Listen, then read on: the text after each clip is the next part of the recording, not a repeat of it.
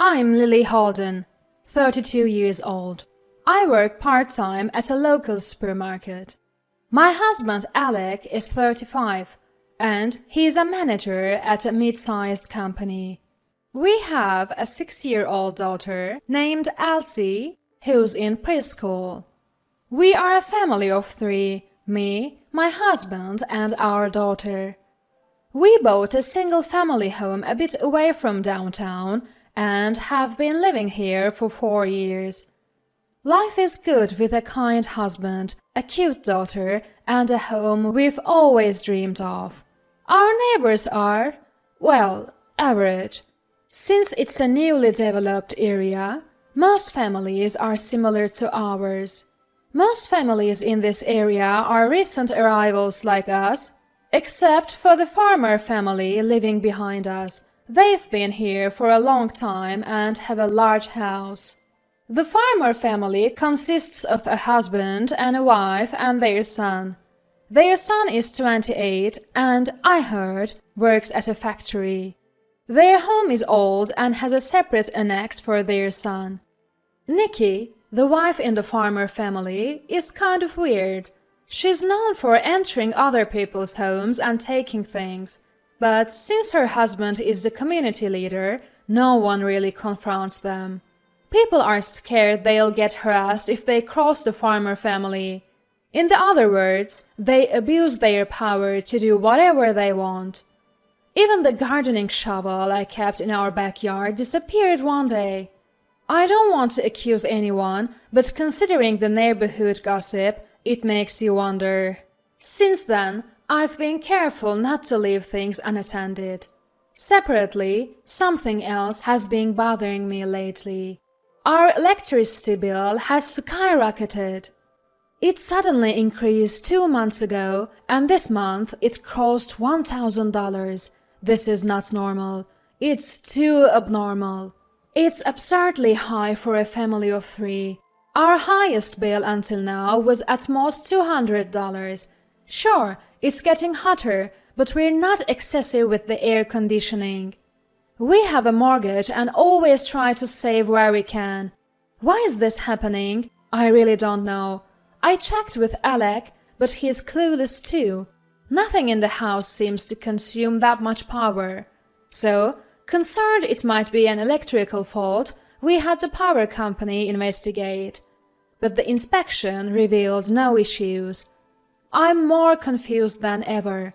I've started to be even more conscious of saving electricity around the house.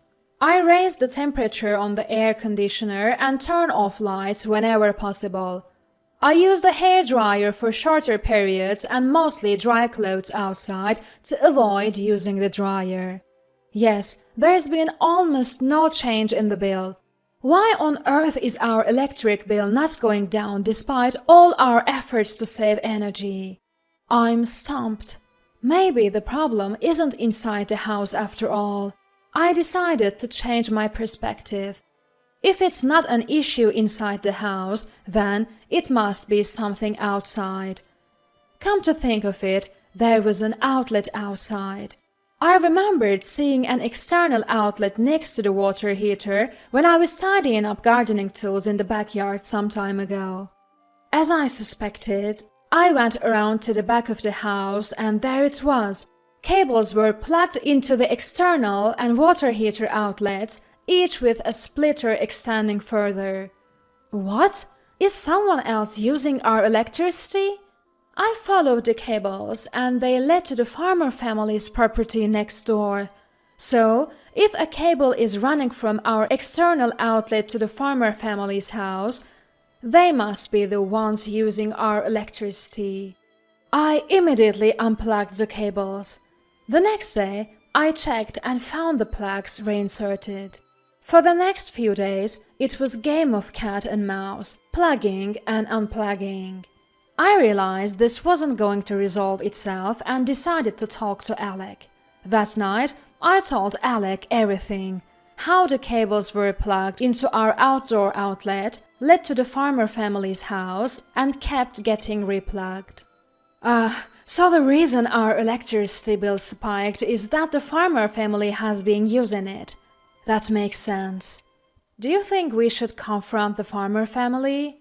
Well, confronting them head-on might make them push back. Let's gather some evidence first. Install a security camera near the outlet. True, they are influential around here, but is it okay to leave things as is for now? We don't want them to catch on and destroy evidence. We can sue them for damages later. Good point, but it still feels wrong. Agreed. They need to face some consequences. But Mr. Farmer is the community leader and his wife, Nikki, is the head of the Women's Association. What if they retaliate? Most people around here are newcomers like us. So I don't think the farmers have that much influence anymore.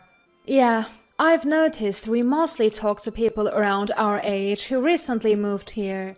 In that case, we should be able to counter any retaliation from the farmer family. Be cautious and make sure to record all conversations with them. We'll consult a lawyer tomorrow. Sounds like the plan. I agreed with Alex's suggestion, and we decided to consult a lawyer. The next day, Alec took a day off, and we both went to see the lawyer. We told the lawyer about the electricity theft. Technically, taking electricity from someone else's property is theft. You could also press charges for trespassing since they're invading your property. They could get arrested if you report this to the police. Good point, but we're neighbors and the other party is a local bigwig. I'm concerned that making a big fuss could lead to retaliation. But should we do to handle this as smoothly as possible? Yeah, it's a tough situation. Ideally, the neighbor would realize their mistake and apologize, but from what you've told me, that seems unlikely. So, does that mean we'll have to file a police report? That makes me a bit anxious, considering what might happen later. But this is a real crime causing real harm. If you insist on handling it amicably, maybe you should talk to them directly. All right, I'll try that, thank you. After taking the lawyer's advice, I went to the farmer family's home alone the next day for a discussion. Nervous but determined, I headed to the farmer family home. Of course, I was recording the conversation. Hello, I'm Holden and I live in the house behind yours. Oh, you're Holden. What brings you here? Nikki was the one who came out. I noticed an electrical cord running from my house into your property. Are you aware that you're using my electricity? Nikki responded, We're not doing anything like that. But I've traced the cord back to an outbuilding on your property. Ah, that must be for my son Brian's aquarium. He keeps tropical fish and they do need a lot of electricity. Why are you using my electricity? Why not just use your own? I don't know. You'd have to ask Brian. You are his mother. Shouldn't you know what your son is up to? I really don't know. Brian is an adult. I'm not involved in his affairs. Then, please ask Brian. Brian isn't home right now. Please ask him when he gets back. What time is Mr. Bryant coming home? Brian's not here right now. He'll be home after 7 p.m. You can ask him then. All right, I'll come back around that time. She was quite an unpleasant person. I thought she lacked a sense of responsibility even about her own son. So I returned to the farmer family's home when I thought Bryant would be back. Bryant was there, but he was a quiet, gloomy guy. As I was explaining the situation again, Bryant led me to his room in the outbuilding. Wow, beautiful! I couldn't help but exclaim as he led me into the room. One room in the annex was spectacular. The entire wall was lined with aquariums filled with dazzling tropical fish. It was like a small aquarium. Each tank had a circulating pump and heater, all connected by cords to an electrical outlet. Bryant looks smug as he speaks. Beautiful, isn't it? Did you enjoy it? It's nice, but that's not the issue right now. But you enjoyed looking at this, so we're good, right? Wait, what do you mean, we're good? Brian says something incomprehensible. Look, I'm using electricity from your home, but you got to enjoy this display, so let's call it even for admission, okay? Excuse me? What are you talking about? It evens out. The electricity bill and the viewing fee cancel each other. No way, that doesn't make any sense. You get to enjoy these amazing tropical fish for free. I should be the one charging you. He says something outrageous. That apple doesn't fall far from the tree. I found myself oddly agreeing. I've been billed nearly $1,000 for electricity. We would never use this much. Where do you find such an expensive aquarium anyway? It's not a fair trade, and, by the way, stealing electricity is a criminal act. Bryant flashes an insincere grin. There's no issue, right? You got something worth the cost. Okay, we're done here. I get so frustrated by his nonsensical argument. Alright, I'm unplugging the cord now. Clean up and leave. And don't ever use someone else's electricity without permission. I won't let you do that. I've given you something worthwhile, and I can do it again. That's my line. There's no way I'm letting you use my electricity. I'm the one paying for it, you know. That's when Nikki steps in. Stop complaining. My husband is a neighborhood chairman. Keep this up, and you won't be able to live here. As expected, she used her power to threaten me. I expected her to pull rank. That's totally unreasonable. Enough, you're making a fuss over a little electricity. A little? It's nearly $1,000 a month.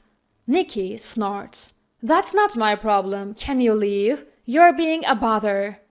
Frustrated, I decide I can't win this one and reluctantly leave.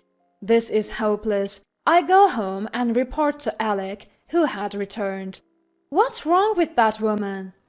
Well, she's worse than we imagined. So, what do we do? Alec puts his hand on his chin, thinking. I have an idea. What? How about we take a vacation? What are you talking about? Are you crazy? At a time like this? Hoping he had some sort of plan, I couldn't help but shout at Alec's misplaced words. Alec grins mischievously. Don't you think you're getting a little too worked up, Lily? Let's take a break for a day. I think Elsie would love it too. What are you even thinking about? Come on, don't say that. I'll take care of booking the hotel. Also, could you empty out the fridge? I became more and more confused about what Alec was thinking. Wait, are we gonna be stuck eating frozen meals for a while? That's fine. What are you even thinking? I'm just planning the trip. Alec's answer only made my heart hurt. So, we decided to take a weekend trip at the end of the month. Before leaving, Alec switched off all the breakers, disabling all the electricity in the house except for the security cameras, which run on batteries. Alright, we're all set. Let's go. Sure, whatever. I don't even know anymore. We got into the car, put Elsie in her car seat, and I took a seat in the back. At this point, I decided to just forget everything and enjoy the trip. Off we go. Okay. Elsie seemed excited about the long overdue trip, which lifted my spirits a bit.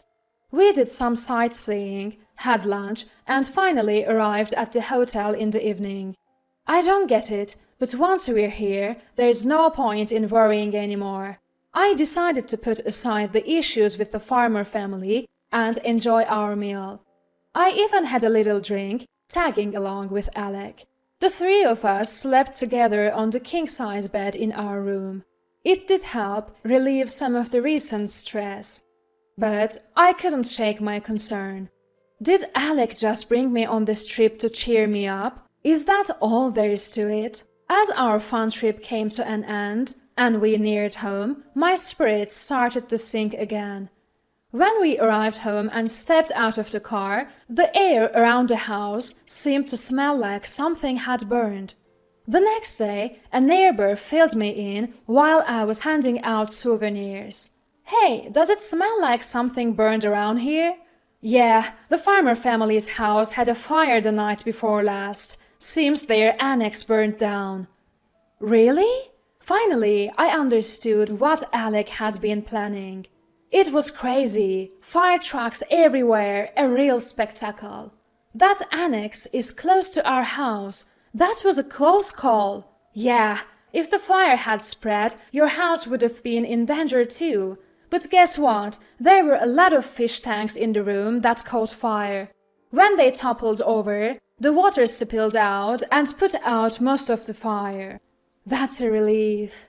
I recalled that beautiful setup. Indeed, with all that water from the tanks, it should be enough to douse a fire, I thought, finding odd comfort in that act. But it seems like all of their tropical fish didn't make it. Apparently, some of them were quite expensive. To be honest, I've never really liked the farmer family, so between you and me, it feels like they got what they deserved. But keep it a secret, okay? After gathering some information, I go home to update Alec. "Hey, it turns out it really was the farmer family who started the fire. Everything went according to the plan here too. All is good." Alec, who was reviewing the security camera footage, shows me a small monitor. There, I clearly see Mr. Bryant trespassing into our property. He seems a bit clueless, checking a power outlet and repeatedly plugging and unplugging something. We should take this footage to the police tomorrow. We've got all the evidence we need, so this will settle it. Absolutely, I can finally breathe easy. I found myself smiling for the first time in a while. The next day, we go to the police and submit our evidence, including the camera footage and the recorded conversations. The police respond immediately, and Mr. Bryant is soon arrested.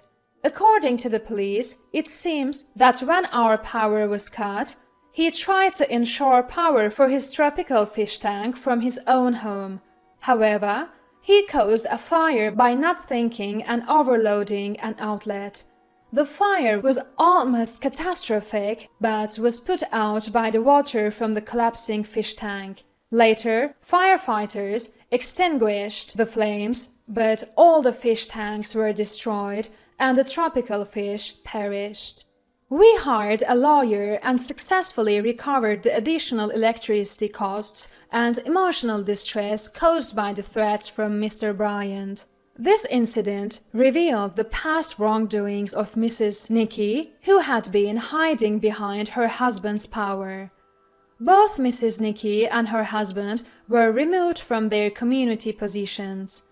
The news of the fire and Mr. Bryant's electricity theft spread, causing the farmer family to lose their standing in the community.